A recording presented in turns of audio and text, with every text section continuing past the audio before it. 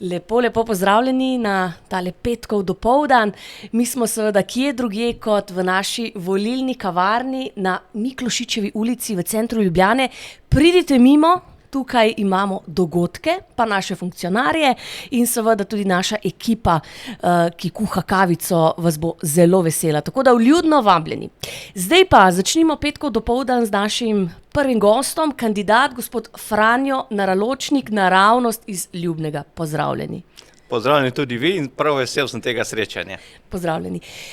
Ste aktualni župan, so že prej omenila 4 mandate, to je 16 let, prišli ste iz Ljubnega, dajte mi povedati, kakšna je bila pot do Ljubljane in pa kaj manjka tej poti do Ljubljane, če greva na infrastrukturne projekte? No, zagotovo vsaka pot iz podeželja proti centru Slovenije ni ravno najboljša. Seveda si želimo, da bi tudi takele stvari lahko delali pri nas, ki je bliže, se pravi, da tudi te storitve približamo našim ljudem, drugače pa pot. Saj jih poznamo. Vsi si želimo še dodatnih teh povezav na naš avtocestni križ, ampak v redu, ko se pa navadimo tudi na te naše podeželske regionalne ceste, pa se tudi da priti do Ljubljane in do vira informacij na koncu. Koliko časa ste se vozili sem? Takole je, če ni gužve, potem smo v taki dobri uri tu, če pa je gužva, potem pa se lahko to podaljša tudi krat 2. Greva zdaj še malo na vašo občinsko raven. Zanima me v teh 4 mandatih, kateri je največji infrastrukturni projekt, ki ste ga naredili in ste zelo ponosni nanj znotraj občine? No, res, skozi to prehojeno pot na lokalni samoupravi smo lahko v našem koncu zelo ponosni. Prej sem že deloval kot direktor občinske uprave, potem pa 4 mandate kot župan in seveda si v tem času nabereš kar veliko izkušenj. Ogromno stvari smo postorili na našem podeželju, čeprav moram reči, no, da nam ni ravno vse naklonjeno, ko govorimo o nekih centrih odločanja, ampak resnično najbolj ponosni smo na našo tradicijo, če vzamemo kar od začetka, se pravi naši smučarski skoki, naš skakalni center, svetovni pokal za dekleta, tradicija splavarstva, ob tem pa seveda izjemno veliko naših infrastrukturnih objektov, seveda v prvi meri namenjenih našim ljudem, se pravi ceste, vodovodi, nove čistilne naprave, res skrbimo za naše okolje, hkrati pa seveda tudi naši objekti, ki smo jih v tem času zgradili, to so naši kulturni dom, recimo, ki je res en tak center kulture, ne samo našega kraja, ne samo naše občine, ampak tudi Zgornje Savinjske doline. Poleg tega pa seveda niz funkcionalnih objektov, ki jih potrebujemo za naše delo. Hkrati smo pa seveda zelo veseli, da smo obdržali določene javne storitve, ki kar niso samoumevne za podeželje, se pravi, da imamo pošto, da imamo banko, da imamo urejeno zdravstveno oskrbo in seveda to nekako kar vpliva na standard življenja na našem podeželju. Bi lahko rekli, da kar ohranjate mlade znotraj občine?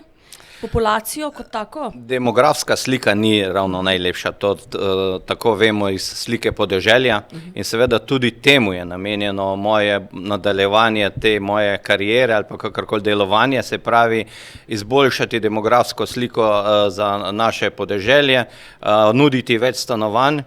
Imamo odlične firme v našem okolju, ki pa seveda potrebujejo poleg pomoči glede samih poslovnih površin, tudi dodatne storitve, dodatno oskrbo, med njimi tudi te stanovanja in seveda tudi temu moramo namenjati našo pozornost, ker vemo, da stanovanja se gradijo v naših centrih, na podeželju pa glede tega mislim, da kar zelo zaostajamo.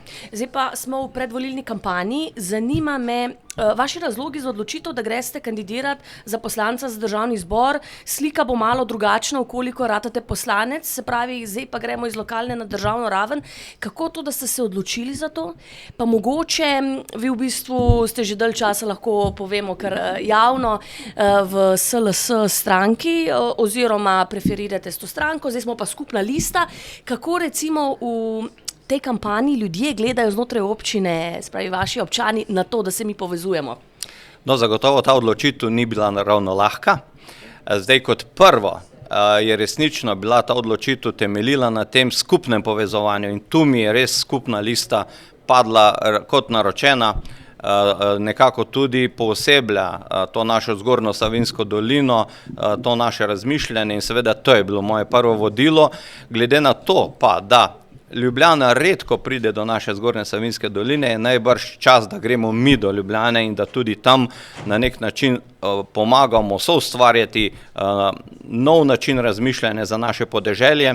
Izkušnje, ki sem si jih nabral v teh letih, resnično me vodijo v to smer, da prispevam svoj delež k temu, da začnemo razmišljati tudi o podeželju, da začnemo razmišljati o našem kmetijstvu, da začnemo razmišljati o zaključku sanacij po teh naših neurjih, ki je bilo v letu 2023.